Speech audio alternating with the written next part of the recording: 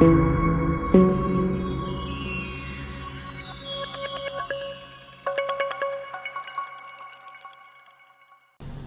science égyptienne est née justement sous la protection de l'État.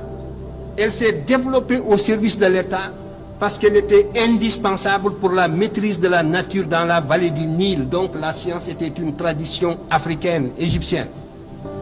L'Égypte avait créé, l'Afrique avait créé pour la première fois un État-territoire groupant plusieurs cités, avec des institutions particulières, avec une toute autre philosophie politique. Donc, c'est Thalès qui va d'abord en Égypte, qui s'instruit de la mathématique égyptienne et qui a introduit la géométrie en Grèce. Mais la science était une nouveauté en Grèce qui n'était pas acceptée par la religion et la tradition grecque. La science et la philosophie, c'est en Égypte qu'elle fleurissait, et en particulier la science. Et c'est en Égypte qu'il fallait aller la chercher. C'est la raison pour laquelle donc Thalès y est allé. Il a introduit la géométrie en Grèce à son retour. C'est ce que nous enseignent tous ses biographes.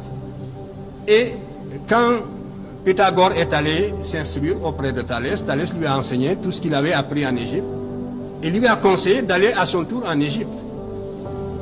Pythagore s'était fait recommander du tyran de Samos à l'époque, et il est venu, c'était sous Amasis, le pharaon d'Égypte, qu'il a envoyé à Thèbes, à Héliopolis d'abord, et les prêtres d'Héliopolis lui ont dit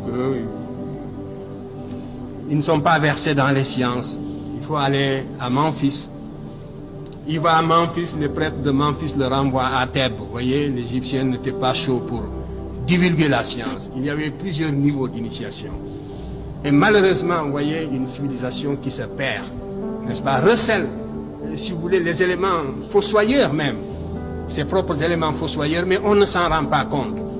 Et cet esprit initiatique a perdu l'Égypte parce que l'Égypte était une civilisation élitiste.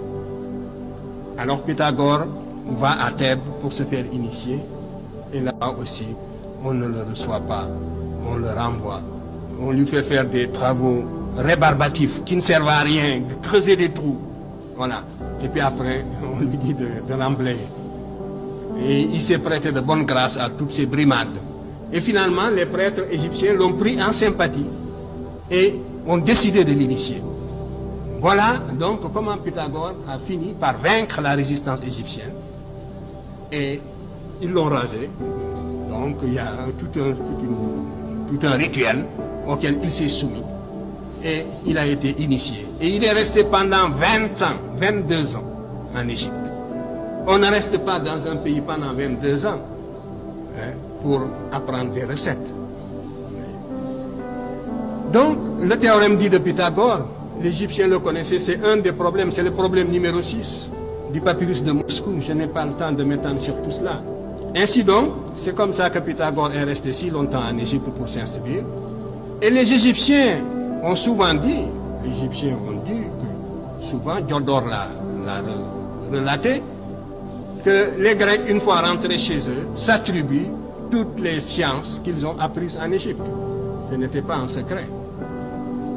Mais parmi tous les Grecs qu'ils ont initiés, c'est Pythagore qu'ils aimaient le plus parce que c'est Pythagore qui avait gardé dans son enseignement l'aspect symbolique de l'enseignement égyptien.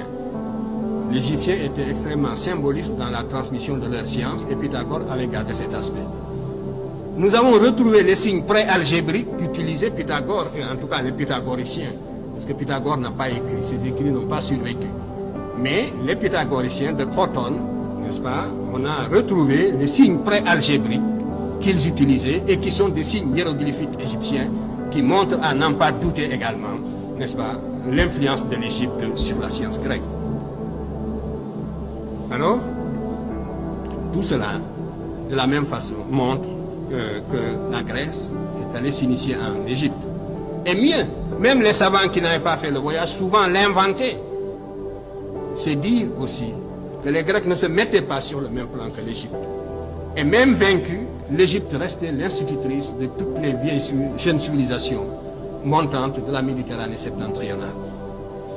Donc, les éléments ne manquent pas pour retracer justement cette influence que l'Égypte a eue sur la Grèce en particulier et sur l'Occident d'une façon générale. Et les Latins, qui avaient moins de contact avec les Égyptiens, n'ont rien apporté aux sciences exactes. Voilà aussi une contre-preuve.